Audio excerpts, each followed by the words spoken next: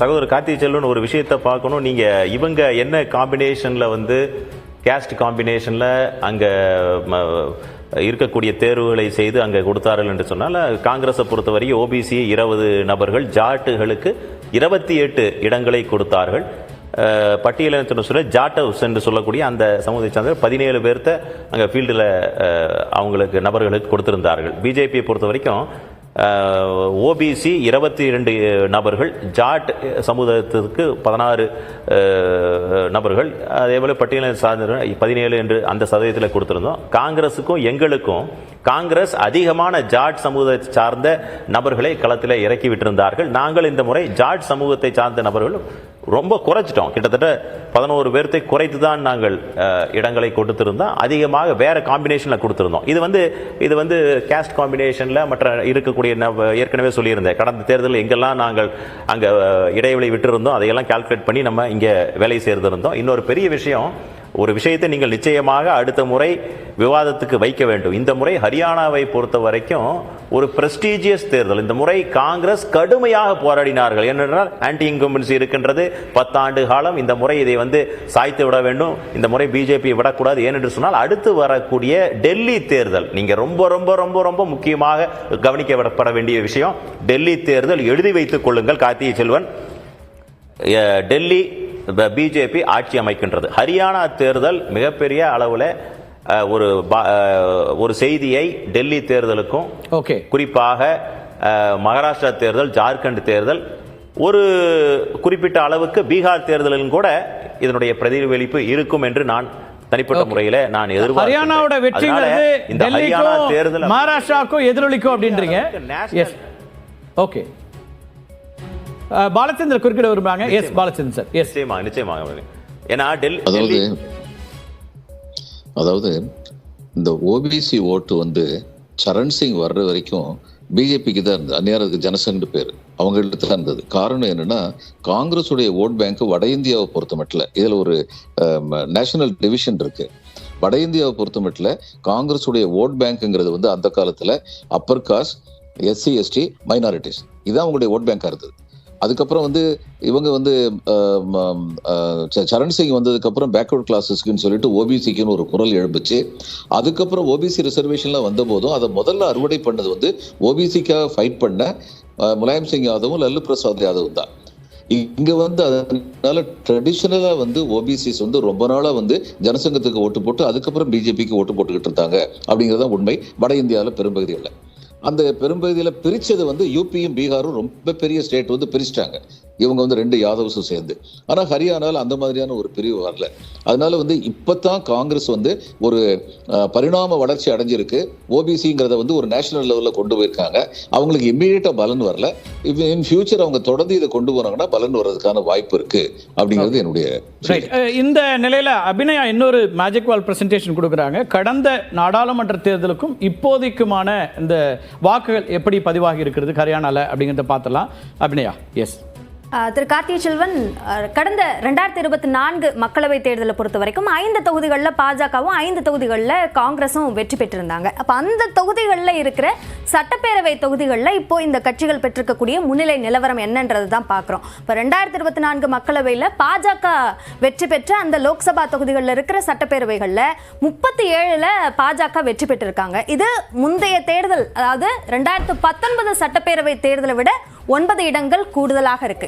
காங்கிரஸை பொறுத்த வரைக்கும் 3 இடங்கள்ல தான் முன்னிலை வகிக்கிறாங்க. அது முந்தைய தேர்தலை விட 9 இடங்கள் குறைஞ்சிருக்காங்க. அப்போ 2019 தேர்தலோட பிரதிபலிப்பை விட 2024 லோக்சபாவோட பிரதிபலிப்பு அதிகமாக இருக்கு அப்படின்றத பார்க்க முடியுது. ஸோ இப்போ இந்த காங்கிரஸ் பெற்ற அந்த இடங்கள் அப்படியே பாஜகவிற்கு டிரான்ஸ்ஃபர் ஆயிருக்கிறத பார்க்க முடியுது. இன்னொரு இடத்துல ஜேஜேபி ஒரு இடத்தை இழந்து அந்த இடம் ஐஎன்எல்டிக்கு போயிருக்கு அப்படின்றதையும் பார்க்க முடியுது. இது ஒரு முக்கியமான ஒரு விஷயம். அதே மாதிரி காங்கிரஸ் வெற்றி பெற்ற அந்த லோக்சபா தொகுதிகள் அதுல என்ன நடந்திருக்கு அப்படின்னு பார்த்தோம்னா, அது மொத்தமா 42 சட்டப்பேரவை தொகுதிகளாக இருக்கு.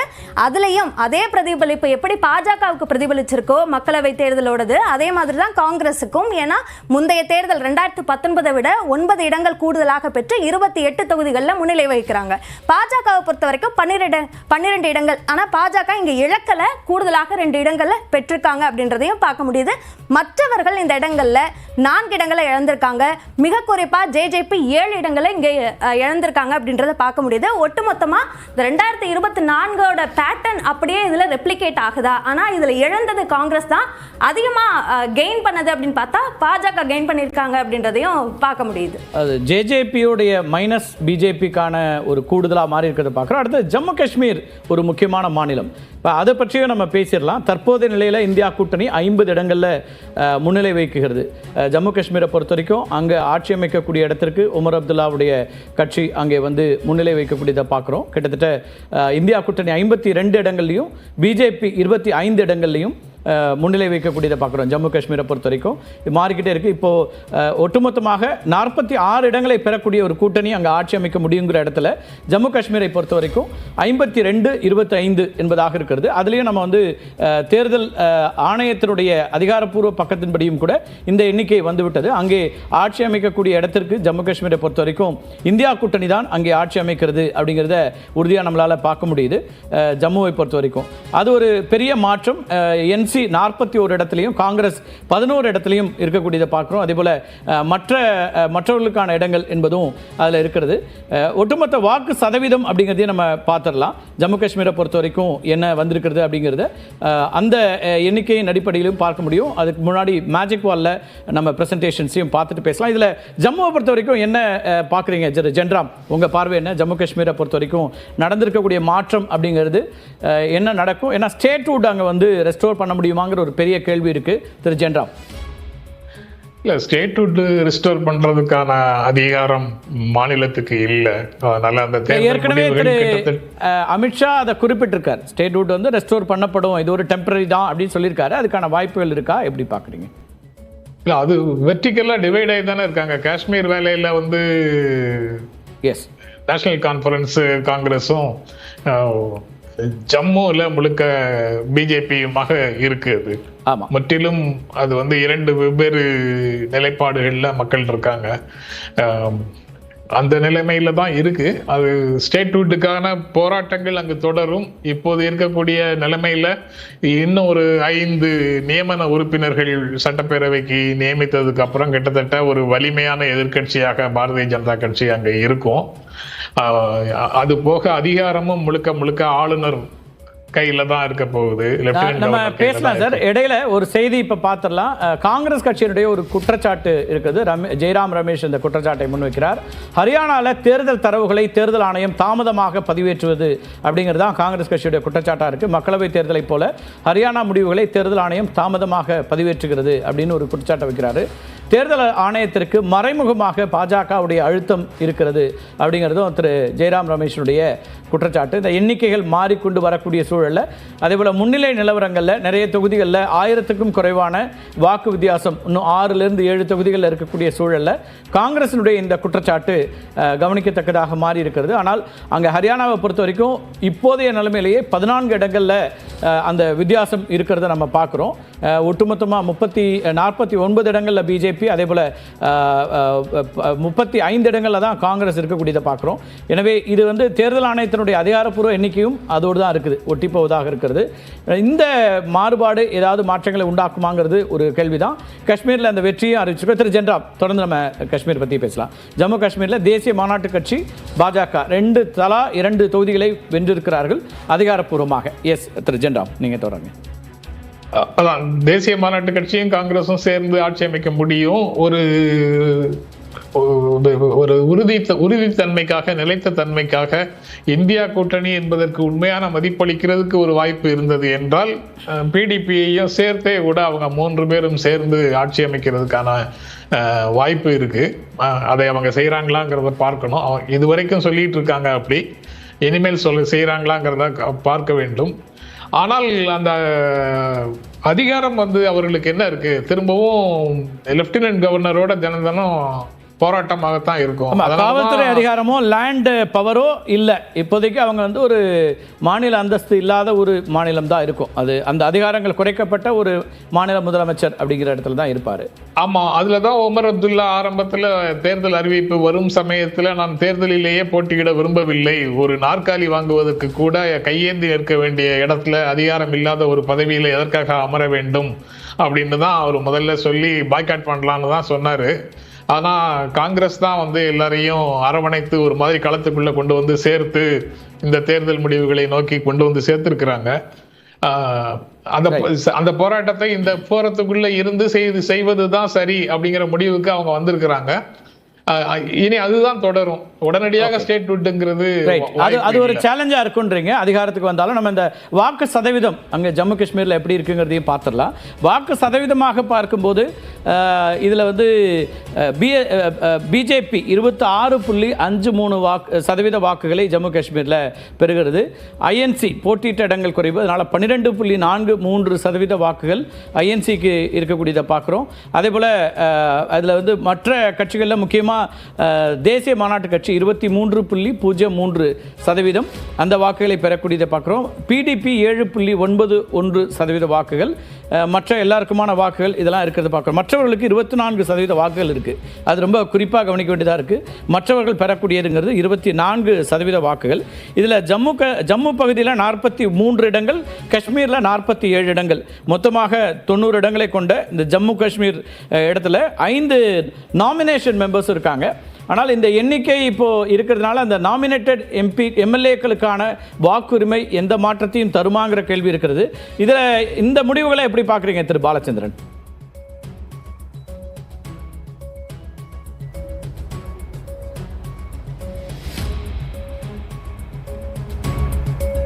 திரு பாலச்சந்திரன், உங்களுக்கான கேள்விதான். இப்போ ஜம்மு காஷ்மீர் முடிவுகளை நீங்க எப்படி பார்க்குறீங்க? அங்க நாமினேட்டட் எம்எல்ஏஸ்க்கான 5 இடங்கள் இருக்கிறது. அவர்களுக்கான தேவையில்லாமல் ஒரு பெரும்பான்மை கிடைத்து விட்டதுனால இப்போ ஏற்கனவே இருந்த அச்சம் நீங்கி இருக்கிறதுன்னு பார்க்கலாமா? எதிர்க்கட்சிகள் ஒரு குற்றச்சாட்டை வச்சுக்கிட்டே இருந்தாங்க, அதற்கான தேவையில்லாத அளவில் தேர்தல் முடிவுகள் வந்திருக்கு அப்படின்னு பார்க்கலாமா? என்கிட்ட கேட்டீங்களா? ஆமா திரு பாலச்சந்திரன், உங்களுக்காக தான் கேட்டுட்டு இருக்கேன். எஸ், இரண்டாவது முறையும் புதுச்சேரியில செஞ்ச மாதிரி இங்கேயும் செய்வாங்கிறதுல சந்தேகமே கிடையாது. இதுலயும் ஹரியானாலையும் இன்னும் கொஞ்சம் சீட்டு இழந்தார்கள் என்றால் காங்கிரஸ்ல இருந்து மெம்பர்களை எடுப்பதற்கான முயற்சிகள் துவங்குவதிலே சந்தேகம் கிடையாது. இவங்க எத்திக்கலா வந்து 2019க்கு அப்புறம் எந்த எலெக்ஷனுமே இவங்க ஃபேஸ் பண்ணல. அதனால இங்கேயும் கவர்னர் பத்தின அச்சம் உண்மையான அச்சம்.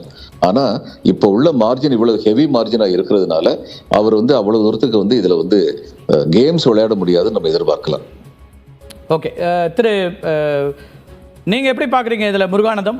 ஜம்மு காஷ்மீர் ஒரு பெரிய மாறுதலுக்கு உட்பட்டது, சட்ட திருத்தம்லாம் கொண்டு வந்த பிறகு இந்த மக்கள் அதை ஏற்கலை அப்படிங்கிறதாக எதிர்க்கட்சிகள் விமர்சனம் வைக்கிறாங்க. இந்த முடிவுகளை எப்படி பார்க்குறீங்க?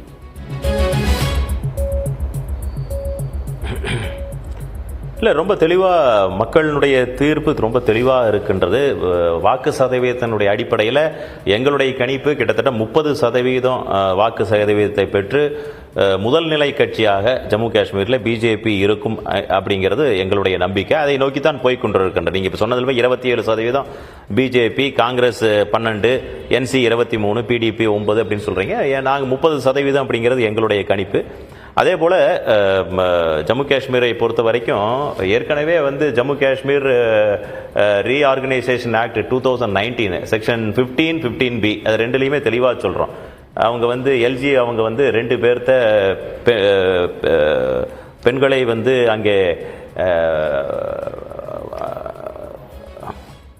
நியமன உறுப்பினர்கள் பெண்களை அங்கே நாமினேட் பண்ணலாம். அதே போல் பாகிஸ்தான் நியமன உறுப்பினராக கொண்டு போகலாம். இந்த வாய்ஸ் கட் ஆகுது, அதனால தாங்க.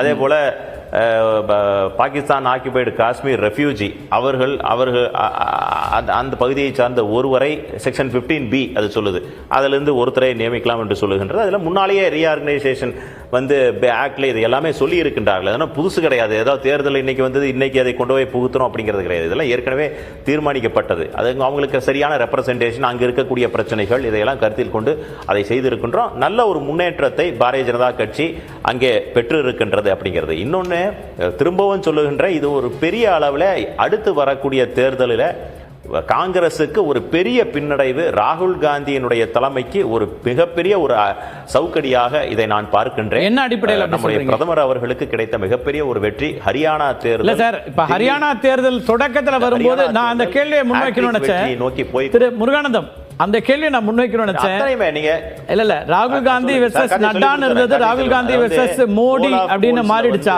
முன்னிலைக்கு பிறகு? ஏன்னா காலையில சொல்லும்போது வேறையா இருந்தது பாஜக நண்பர்களுடைய பார்வை.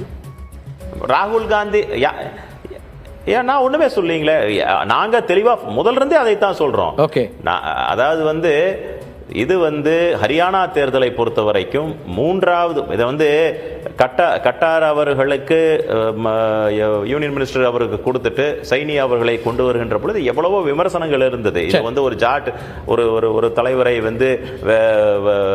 எடுத்துட்டு இன்னொரு ஃபார்முலால கொண்டு போறீங்கன்னு சொன்னாங்க. ஆனா கள நிலவரம் என்னெல்லாம் யாரெல்லாம் கொண்டு போய் அங்க அமர்த்தினால் என்னென்ன சரியாகும் அப்படிங்கிற கள நிலவரத்தை முழுமையாக புரிந்திருக்கின்றோம். இன்னொன்று